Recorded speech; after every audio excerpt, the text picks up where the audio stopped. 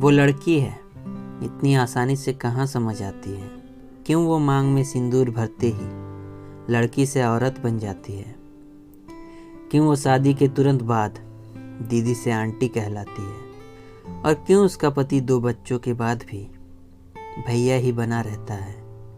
मैं सोचता हूँ कभी कि आखिर ऐसा क्यों होता है। क्यों लड़कियों को शादी होने के बाद शादीशुदा होने के इतने सबूत दिखाने पड़ते हैं। मांग में सिंदूर, सिर में घूंघट, गले में मंगलसूत्र, और लड़कों को कुछ नहीं। लड़के क्यों मांग में सिंदूर नहीं भरते। लड़के क्यों कोई मंगलसूत्र नहीं पहनते। क्यों ऐसा रिवाज है कि घूंघट सिर्फ लड़कियों को ही दिया जाए। लड़के क्यों घूंघट नहीं पहनते। क्यों शादी की अगली सुबह बेटे को आराम करने दिया जाता है और उस बेटी समान बहू को रसोई में धकेल दिया जाता है। सबकी पसंद का खाना बनाओ, पहले सबको खिलाओ, फिर खुद खाओ। क्यों उसकी पसंद को कहीं पूछा नहीं जाता। क्यों उस बेचारी पे किसी को तरस नहीं आता। क्यों उसकी इच्छा छोड़कर बाकी सबकी इच्छा पूछी जाती है। वो लड़की है भाई, इतनी आसानी से कहाँ समझ आती है। क्यों उसकी हर गलती भी उसकी और उसके पति की हर गलती भी उसी की गलती कहलाती है। क्यों उसके शादी से बाहर की पसंद को उसका चरित्रहीन समझा जाता है। क्यों शादी के बाद की उसकी मोहब्बत उसका धोखा कहलाती है। क्यों उसके पति का किसी और पर आकर्षण उसके प्यार की कमी हो जाती है। क्यों उसके पति का नाजायज संबंध भी उसके ही जिम्मे आती है। जरूर ही अपने पति को खुश नहीं कर पाती होगी, वरना उसे क्या जरूरत थी घर से बाहर मुंह मारने की। क्यों ऐसा कानाफूसी किया जाता है। क्यों मर्दों का ठरकपन भी औरत की गलती हो जाती है। क्यों मर्दों को कोई कड़ा सजा दिया नहीं जाता है। क्यों बेवफाई का बंटवारा पूरा किया नहीं जाता है।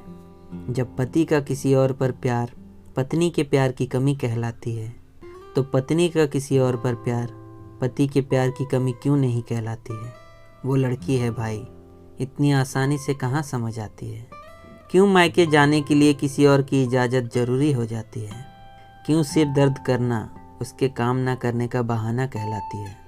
क्यों ज़रूरत पड़ने पर वो पति से पैसे मांग नहीं पाती। क्यों उसे बाहर काम करने से रोका जाता है।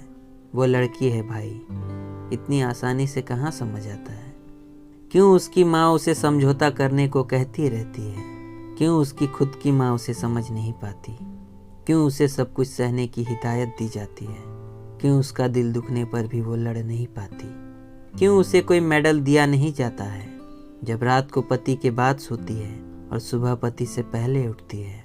जब अपने सपने ख्वाहिशें भूल जाती है और मुस्कुराकर सबसे प्यार करती है। शादी सबके लिए उतनी भी मीठी नहीं होती जितनी नज़र आती है। वो लड़की है भाई, इतनी आसानी से कहाँ समझ आती है। एक औरत का जीवन किसी न किसी रूप में बहुत मुश्किल और कठिन होता है। वो जिस औरत को आप रोज़ देखते हैं और उससे उसकी आंखों के नीचे काले घेरे होने का कारण पूछते हैं या मोटी हो जाने का कारण पूछते हैं, मत पूछिएगा, वो कभी बता नहीं पाएगी। और अगर बताती भी है तो आप कभी समझ नहीं पाएंगे। अरे भाई, जिसे उसकी माँ ने नहीं समझा आप क्या खाक समझेंगे। ये मेरी एक छोटी सी कोशिश। जो सहमत हो उनका शुक्रिया, जो सहमत ना हो उनसे माफ़ी।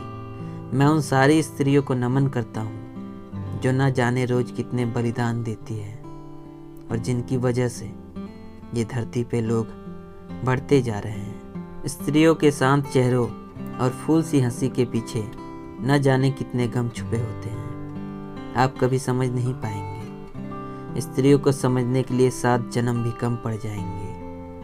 एक दिन स्त्री की जगह लेकर तो देखो, दिन में भी तारे नजर आएंगे।